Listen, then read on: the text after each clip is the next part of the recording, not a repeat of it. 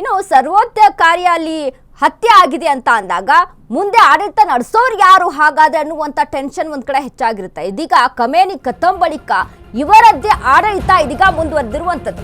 3 ಸದಸ್ಯರ ಕೌನ್ಸಿಲ್ ಕೈಗೆ ಇರಾನ್ ಆಡಳಿತ.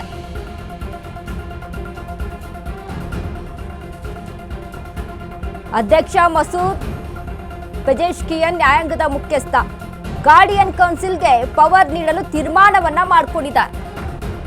3 ಸದಸ್ಯ ಸಮಿತಿಗೆ ನೀಡಿರುವ ಪವರ್ ತಾತ್ಕಾಲಿಕ ಅಷ್ಟೇ.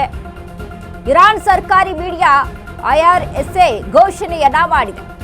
ಖಮೇನಿ ಕಥಂ ಬಳಿಕ ಇವರದ್ದೇ ಆಡಳಿತ. 3 ಸದಸ್ಯರ ಕೌನ್ಸಿಲ್ ಕೈಗೆ ಇರಾನ್ ಆಡಳಿತ.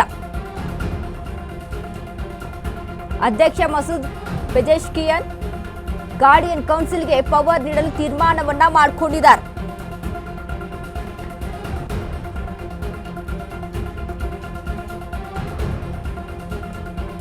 ನೋಡಿ, ನಾನು ಆಗ್ಲೇ ಒಂದು ಮಾತನ್ನ ಹೇಳ್ತಾ ಇದ್ದೆ. ಒಂದು ದೇಶ ಅಂತ ಅಂದಾಗ ಅಲ್ಲಿ ಆಡಳಿತ ನಡೆಸುವಂತ ವ್ಯಕ್ತಿ ತುಂಬಾ ಇಂಪಾರ್ಟೆಂಟ್. ನಾಯಕರಾಗಿರ್ಬೋದು, ಅಲ್ಲಿರುವಂತಹ ಅಧಿಕಾರಿಗಳು ಆಗಿರ್ಬೋದು. ಇದೀಗ ಖಮೇನಿ ಹತ್ಯೆ ಆಯಿತು. ಖಮೇನಿ ಬಗ್ಗೆ ನಾನು ಆಗ್ಲೇ ಮಾತನಾಡ್ತಾ ಇದ್ದೆ. 36 ವರ್ಷದಿಂದ ಸತತವಾಗಿ ಅಲ್ಲಿ ಆಡಳಿತವನ್ನ, ಸುದೀರ್ಘವಾದಂತಹ ಆಡಳಿತವನ್ನ ಅಲ್ಲಿ ನಡೆಸ್ಕೊಂಡು ಬಂದಂಥವ್ರು. ಸೊ ಹೀಗಾಗಿ ಇವರ ಅಲ್ಲಿ ಹತ್ಯೆ ಆಗಿದೆ ಅಂತ ಅಂದಮೇಲೆ ಅಲ್ಲಿ ನಡೆಸುವಂಥವ್ರು ಯಾರು, ಆಡಳಿತ ಯಾರು ನಡೆಸ್ತಾರೆ ಅನ್ನುವಂಥ ಒಂದಿಷ್ಟು ಅಲ್ಲಿ ಏನು ಮಾತುಗಳು ಕೇಳಿ ಬರುತ್ತೆ, ಇನ್ನು ಪ್ರಶ್ನೆಗಳು ಕೂಡ ಇರುತ್ತೆ. ಸೊ ಈಗ ಗಾರ್ಡಿಯನ್ ಕೌನ್ಸಿಲ್ ಅಂತ ಅಂದ್ರೆ ಏನು, ಫಸ್ಟ್ ಮೊದಲ ಬಾರಿಗೆ ನಾವು ತಿಳ್ಕೊಳ್ಳೋದಾದ್ರೆ ಸುಪ್ರೀಂ ಲೀಡರ್ ಬಳಿಕ ಶಕ್ತಿಯುತ ವಿಭಾಗಗಳಲ್ಲಿ ಇದು ಪ್ರಮುಖ ಆಗಿರುತ್ತೆ.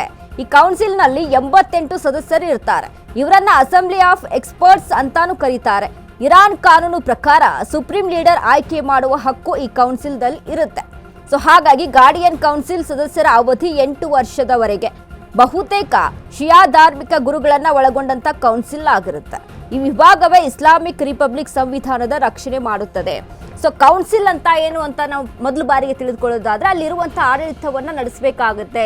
ಯಾವ ರೀತಿಯಾದಂತಹ ಅಲ್ಲಿ ಸುದೀರ್ಘವಾಗಿ ಆಡಳಿತವನ್ನು ನಡೆಸ್ಕೊಂಡು ಬಂದಂತಹ ಏನು ಖಮೇನಿಯ ಹತ್ಯೆ ಆದ ಬಳಿಕ ಇದೀಗ ಮತ್ತೆ ಅಲ್ಲಿ ಆಡಳಿತವನ್ನು ನಡೆಸುವಂಥವ್ರು ಯಾರು ಅಂತ, ಬಲಿಷ್ಠರು ಯಾರು, ಶಕ್ತಿಯುತರು ಯಾರು ಅಂತ ಅಲ್ಲಿ ಗಮನಿಸಬೇಕಾಗುತ್ತೆ. ಸೊ ಹೀಗಾಗಿ ಸದಸ್ಯ ಮಸೂದ್ ಪೆಜೆಶ್ಕಿಯನ್ ನ್ಯಾಯಾಂಗದ ಮುಖ್ಯಸ್ಥರನ್ನ ಅಲ್ಲಿ 3 ಸದಸ್ಯರ ಕೌನ್ಸಿಲ್ಗೆ ಕೈಗೆ ಇರಾನ್ ಆಡಳಿತವನ್ನ ಕೊಟ್ಟಿರುವಂಥದ್ದು. ಬಟ್ ಇದು ತಾತ್ಕಾಲಿಕ ಪವರ್ ಮಾತ್ರ, ತಾತ್ಕಾಲಿಕವಾಗಿ ಕೊಟ್ಟಿರುವಂಥದ್ದು.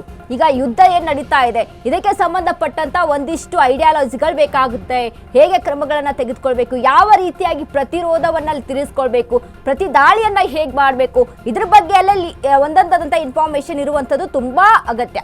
ಸೊ ಹಾಗಾಗಿ ಸದ್ಯಕ್ಕೆ ಇದೀಗ 3 ಸದಸ್ಯರ ಕೌನ್ಸಿಲ್ಗೆ ಕೈಗೆ ಇರಾನ್ ಆಡಳಿತ ಹೋಗಿರುವಂಥದ್ದು. ಬಟ್ ಇದು 3 ಸದಸ್ಯ ಸಮಿತಿಗೆ ನೀಡಿರುವ ಪವರ್ ತಾತ್ಕಾಲಿಕ ಮಾತ್ರ.